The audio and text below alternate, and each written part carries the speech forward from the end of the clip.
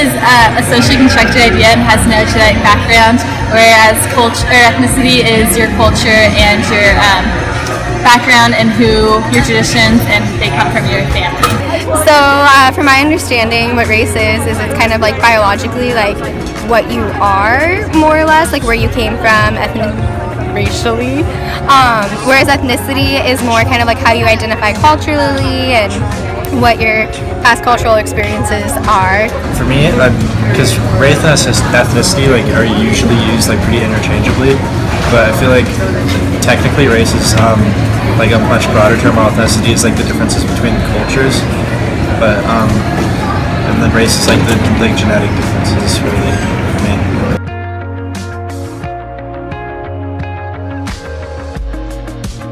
So when a couple of years ago somebody asked me if I was Indian because my last name is Curry. So I was heading up to San Francisco on a cross-country trip, and we were just on the plane, and this random guy came up and sat next to me. I thought nothing of it, but then he slipped something in the seat pocket in front of him, and he said, "Don't say anything until we get up in the air."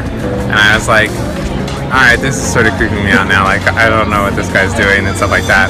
So then I was like, I'm just gonna watch this guy, see what he does. So then we get up in the air, and he's like, hey, so I'm a blogger and stuff like that, I have a blog, I need to interview and stuff like that. And I was like, alright, sure, why not? So he started asking me questions, and the first question he asked was, are you proud to wake up every morning in the mirror and basically look at yourself and say, I'm proud to be white? And I was just like, I don't really feel comfortable with these questions anymore. Sorry. Thanks for having me participate, though, with your thing. But, so, yeah. So the weirdest question I got was my roommate from last year asked me to help her on her Spanish homework because she assumed that the Philippines was part of Mexico. And so she was completely annoyed by the fact that I wouldn't help her since Spanish was my native language.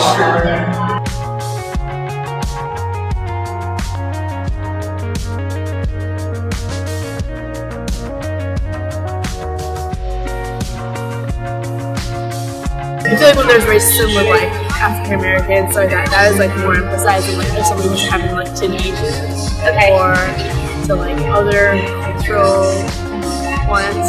My whole kind of philosophy is that's all that kind of stuff, focusing on stuff like that is a waste of time. Let people be judged for their deeds and actions rather than other mundane stuff. At least in my perception, I don't think Cal Poly does too bad a job in doing that. I mean, I'd like to think most of the student body here is like-minded in my view of who cares? Let's just can you prove that you're an intelligent, rational, self-sufficient person? School is not as that diverse as other schools, but I have not felt like I have been bullied because of my race or. Sometimes it's hard to be included when you don't have people that you completely can find the same kind of interest. I am from Venezuela, and there's maybe 2 of us in this whole school out of 20,000. But you kind of learn to just enjoy other races. I mean, we don't have to be different just in our race and in our color of skin. We're completely different, just people from the Bay and people from the Central Valley. There's a lot that you can differ on, also be the same as someone. So, yeah, not felt like I've been discriminated at all.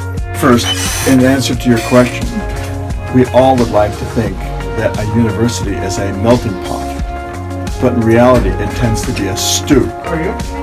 That is to say, there are certain subcultures that feel left out or have a hard time relating to how to fit in, and that isolation is not healthy or productive, because essentially those individuals can offer a considerable value just from their cultural and their background. To give you an illustration, when I first started to teach at Cal Poly, we had several students from Southeast Asia in my classes.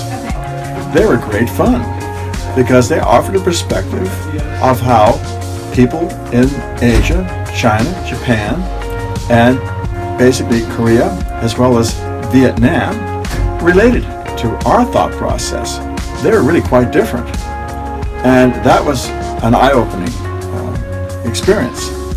And then, of course, the university then started charging very high out-of-state tuition fees, and they soon disappeared. So sad.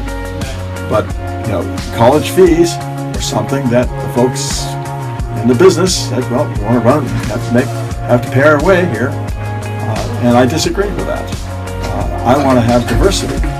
And as it is right now, if you're out of state or out of country, you're paying an out-of-state fee for 3 academic years rather than just 1.